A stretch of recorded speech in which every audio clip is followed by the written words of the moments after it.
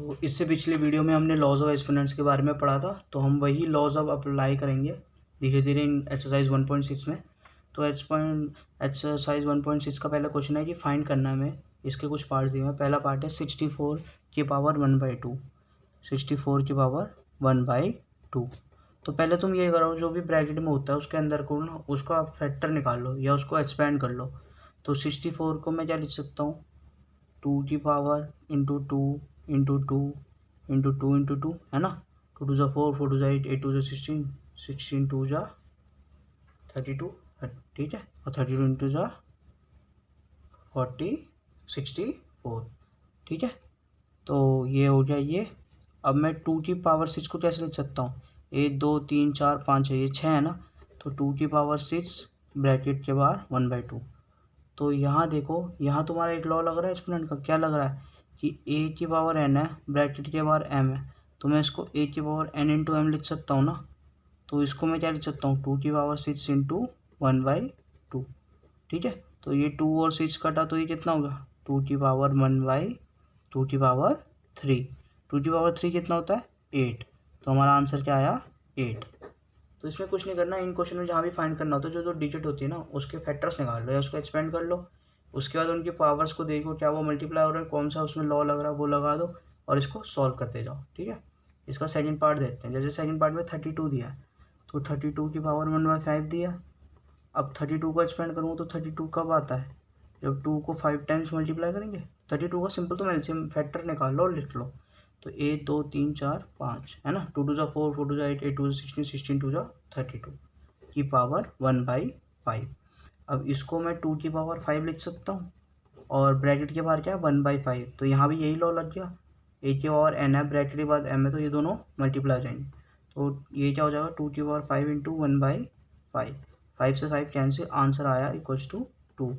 ये आ गया आंसर, ठीक है। तो ये पहले दो पार्ट थे। तो इसका जो थर्ड पार्ट है 125 की पावर 1/3, ये वाला आप खुद एक बार सॉल्व करके देखें। ये दो समझ में आ जाए तो ये भी हो जाएगा। इसमें कुछ नहीं है, 125 है, इसका एक्सपेंड करो, ठीक है। एक्सपेंड करो, फिर देखो क्या पावर आ रही है, फिर देखो कौन सा लॉ लग रहा है, ये वाला ही लगेगा इसमें भी। फिर सॉल्व करो, आंसर अपने आप आ जाएगा, ठीक है। तो ये था एक्सरसाइज 1.6 का क्वेश्चन नंबर 1। अब इसका क्वेश्चन नंबर 2 देखते हैं। क्वेश्चन नंबर 2 कह रहा है फाइंड। ये भी क्वेश्चन वही है कि फाइंड करना है तुम्हें, ठीक है। तो ये भी एज इट इज सेम ही है। 9 की पावर 3/2, तो कुछ नहीं करना, 9 को एक्सपेंड कर दो। 9 का एक्सपेंड क्या होता है, 3 इंटू 3 की पावर 3/2। 3 इंटू 3, तो मैं इसको क्या लिख सकता हूँ, 3 स्क्वायर 3/2। यहाँ भी कौन सा लॉ लग गया, मैं यहाँ बड़े में लिख देता हूँ जो लॉ लग रहा है तब से। यहाँ कि a की पावर n है, की पावर m है, तो मैं इसको a की पावर n इंटू एम लिख सकता हूँ। तो 9 था, इसको मैंने 3 इंटू 3 लिखा, ये 3 स्क्वायर हुआ। अब मैं इसको क्या लिख सकता हूँ, 3 की पावर 2 इंटू 3/2, है ना। 2 से 2 कटा तो क्या आया, 3 की पावर 3, 3 3 जा 9, 9 3 जा 27, आंसर क्या आया 27, ठीक है। अब इसका सेकंड पार्ट देखते हैं। सेकंड पार्ट क्या है इसका, 32 की पावर 2/5। अब 32 को कैसे लिख सकते हैं, यहीं पे देखा था हमने। 32 को 5 टाइम्स जब होगा तो 32 आता है ना। तो मैं इसको ऐसा लिख सकता हूँ, 2 की पावर 5 ब्रैकेट के बाहर 2/5, है ना। इसमें यही वाला लॉ लग रहा है, तो मल्टीप्लाई कर दो। 2 की पावर 5 इंटू 2/5, तो 5 से 5 कैंसिल, तो 2 की पावर 2। तो आंसर क्या आया 4, है ना। आंसर कितना आया 4, ठीक है। तो ये क्वेश्चन नंबर सेकंड के दो पार्ट थे। इसका थर्ड एंड फोर्थ पार्ट भी कर ही लेते हैं। थर्ड पार्ट क्या रहा है इसका, 16 की पावर 13/2। तो इसको 16 की पावर 3/4 को 13/2 नहीं, सॉरी 3/4 को मैं कैसे लिख सकता हूँ, मैं 16 के फैक्टर निकालो। 2 इंटू 2 इंटू 2 इंटू 2 की पावर 3/4। इसको मैं कैसे लिख सकता हूँ, 2 की पावर 4, 3 इंटू 4। अब ये दोनों वही लॉ लग जाए, ये दोनों आपस में मल्टीप्लाई हो सकते हैं। तो 2 की पावर 4 इंटू 3/4, 4 से 4 कैंसिल, 2 की पावर क्यूब। 2 की पावर क्यूब क्या होता है 8, आंसर क्या आया 8, ठीक है। अब इसका फोर्थ पार्ट देखते हैं। फोर्थ पार्ट क्या है, 125 की पावर -1/3। तो मैंने क्या बोला, पहले तो जो नंबर है उसको एक्सपेंड कर लो। एक्सपेंड करा इसको, तो ये कब एक्सपेंड होगा, जब इसका एलसीएम क्या होगा 5 इंटू 5 इंटू 5, फैक्टर क्या होंगे 5 इंटू 5 इंटू 5, ठीक है। तो ये आए। अब मैं 5 इंटू 5 इंटू 5 को 5 क्यूब लिख सकता हूँ, ब्रैकेट के बाहर 1/3, ये दोनों आपस में मल्टीप्लाई हो सकते हैं वही लॉ लगा के, लॉ ऑफ एक्सपेंशन, है ना। 3 इंटू -1/3, 3 से 3 कैंसिल, 5 की पावर -1। मैंने क्या बताया था, एक और इसका लॉ है, लॉ ऑफ एक्सपेंशन, है ना।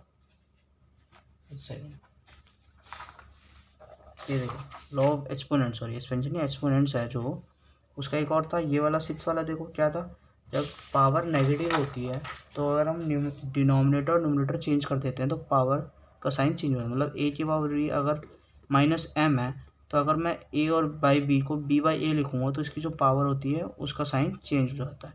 तो यहाँ 5 की पावर 1 है तो ये बेसिकली 5/1 है। अब मैं इसको उल्टा कर दूंगा, मतलब 1/5 कर दूंगा, जो इसकी पावर होगी वो ये माइनस की जगह प्लस आ जाएगा, मतलब 1 आ जाएगा। तो बेसिकली 1/5 है, तो इसका आंसर क्या है 1/5। ठीक है, तो ये था क्वेश्चन नंबर 2। अब इसका 1.6 का क्वेश्चन नंबर 3 देखते हैं। क्वेश्चन नंबर 3 कह रहा है सिंप्लीफाई। ठीक है, तो सिंप्लीफाई में कह रहा है भाई ये पहला है 2 की पावर 2/3 है इंटू 2 की पावर 1/, ये डॉट इंटू मल्टीप्लाई का साइन होता है 2 की पावर 1/5। तो इसमें कौन सा लॉ ऑफ एक्सपोनेंट लग रहा है, याद करो। मैंने क्या बोला, जब बेस सेम हो, है ना, जब बेस सेम हो तो क्या होता है उनके पावर्स ऐड हो जाते हैं। तो यहाँ बेस क्या है, दोनों का 2 है और ये मल्टीप्लाई हो रहे हैं दोनों, है ना, मल्टीप्लाई हो रहे हैं। जब बेस सेम हो और मल्टीप्लाई हो रहे हो तो इनकी पावर ऐड हो जाती है, ये वाला लॉ लग रहा है। तो आंसर में कुछ मत करना, लिखना by applying this law of exponents equals to 2 की पावर क्या होगा 2/3 प्लस 1/5। तो इसको कैसे लिखोगे 2, है ना। तो ये हो जाएगा आपको 2/3 प्लस 1/5 को आप क्या लिखोगे 15। एलसीएम लेके इसको सॉल्व करोगे, ये ऐड करना तो आता ही है। 2 5 जा 10 प्लस 3, तो ये क्या है 2 की पावर 13/15। तो इसका आंसर क्या आया 2 की पावर 13/15। यही तो इसका आंसर है। सिंप्लीफाई कर दिया ना इसको, बेसिकली बेस सेम था तो पावर हमने ऐड कर दिए, ऐड करके आया 2/13/15। ठीक है, क्वेश्चन नंबर 3 का सेकंड पार्ट है 1/3 की पावर क्यूब क्या पावर 7। ठीक है, तो 1 की पावर 3 की पावर क्यूब है, तो इसको कैसे लिख सकते हैं हम। अब मैंने क्या बोला, जब भी हम डिनोमिनेटर चेंज करते हैं तो पावर क्या होती है वो उसकी चेंज हो जाती है, मतलब साइन चेंज हो जाता है। तो अगर मैं 1/3 को 3/1 कर दूंगा तो जो पावर 3 है वो माइनस में आ जाएगी, तो मैं इसको 3 की पावर -3 लिख सकता हूँ, है ना। बेसिकली जो 1/क्यूब था ये इक्वल्स टू 1/3 का क्यूब ही तो था एक तरीके से। और मैं अगर न्यूमरेटर डिनोमिनेटर चेंज करता हूँ तो साइन चेंज हो जाता है ना पावर का। तो 1/3 की पावर क्यूब है तो 3/1 का क्या हो जाएगा -3। तो यही तो लिखा है -3, और इसके ब्रैकेट के बाहर क्या था 7। अब यहाँ कौन सा लग गया, यहाँ लग गई वो वाली प्रॉपर्टी कि a की पावर n है उसके बाहर m है, तो a की पावर n इंटू m हो जाएगी। तो ये क्या होगी 3 की पावर -3 इंटू 7। तो इसका आंसर क्या आ गया इक्वल्स टू 3 की पावर 21 -21। क्या है इसका आंसर। इसका थर्ड पार्ट देखो 11 की पावर 1/2 अपॉन 11 की पावर 1/4। तो ये दोनों क्या है, इसमें भी वो कौन सा रूल लग गया कि जब बेस सेम हो और डिवाइड हो रहा हो तो पावर माइनस हो जाती है। मतलब a की पावर m है डिवाइड हो रहा है a की पावर n से, तो बेस सेम है तो पावर माइनस हो जाएगी। तो इसको हम लिख सकते हैं, तो यहाँ बेस सेम है पावर अलग है तो डिवाइड हो रहा है तो ये माइनस हो जाएगा। तो हम इसको क्या लिख सकते हैं 11 की पावर 1/2 माइनस 1/4, है ना। अब इसमें ले लो आप, इसका एलसीएम कितना आएगा, इसको सॉल्व कर लो। ये होता आपका, ये हो जाएगा 4, तो ये हो जाएगा 2 - 1, तो ये हो जाएगा 11 की पावर 1/4। तो आंसर आ गया आपका 11 की पावर 1/4। तो बेसिकली इसमें बेस सेम था पावर डिफरेंट थे, डिवाइड हो रहा था। तो जब बेस सेम होता है और डिवाइड हो रहा होता है तो पावर्स क्या होती है आपस में माइनस हो जाती है। तो हमने बस वही करा, इसके बाद तो ये सॉल्व करना आता ही है, इसको सॉल्व करा हमारा आंसर आ गया। ठीक है, अब हम लास्ट पार्ट देखते हैं इसका फोर्थ पार्ट कह रहा है 7 की पावर 1/2 मल्टीप्लाई बाय 8 की पावर 1/2। ठीक है, अब इसमें कौन सी प्रॉपर्टी लग रही है, यहाँ देखो बेस सेम नहीं है बट पावर सेम है। तो जब बेस अलग हो और पावर सेम हो, ठीक है, जब बेस अलग हो और पावर सेम हो तो हम इसको क्या कर सकते हैं कि बेस को मल्टीप्लाई कर दो और पावर को सेम रख दो, समझे। इसमें ये वाली प्रॉपर्टी लग रही है। क्या प्रॉपर्टी लग रही है कि जब बेस डिफरेंट हो पावर सेम हो तो बस जो बेस होता है उनको मल्टीप्लाई कर देते हैं, पावर उतनी रखते हैं। तो यहाँ 7 की पावर 1/2 है इंटू 8 की पावर 1/2 हो रही है, तो ये बेसिकली इक्वल्स टू हो जाएगा 7 इंटू 8 की पावर 1/2। तो 7 8 से कितना होता है 56, तो 56 की पावर 1/2, यही हमारा आंसर है, ठीक है। तो यहीं पे हमारी एक्सरसाइज 1.6 हो गई कंप्लीट, और ये हमारी लास्ट एक्सरसाइज थी चैप्टर 1 की। तो यहीं पे हमारा चैप्टर 1 नंबर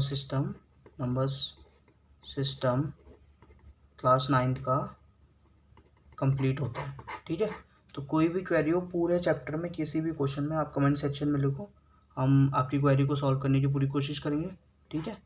और कोई भी डाउट्स हो, कुछ भी क्वेश्चन हो, कोई चीज़ समझ ना आई हो तो कमेंट सेक्शन में रिप्लाई कर दिया करो। बाकी बाद में हम टेलीग्राम ग्रुप भी बना देंगे जिस पे आप अपनी क्वेरीज पूछ सकते हो, ठीक है।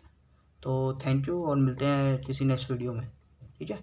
और सब्सक्राइब करना मत भूलना। और मैथ्स के अलावा और भी सब्जेक्ट पे हमने वीडियोस बना रखी है, आपकी एसएसटी पे हो गई और अपनी साइंस सब्जेक्ट्स पे भी हो गई। तो एक बार आप हमारे चैनल पे गो थ्रू करो तो आपको काफ़ी सारे अपने रिलेटेड वीडियोस मिल जाएगी, ठीक है। Thank you.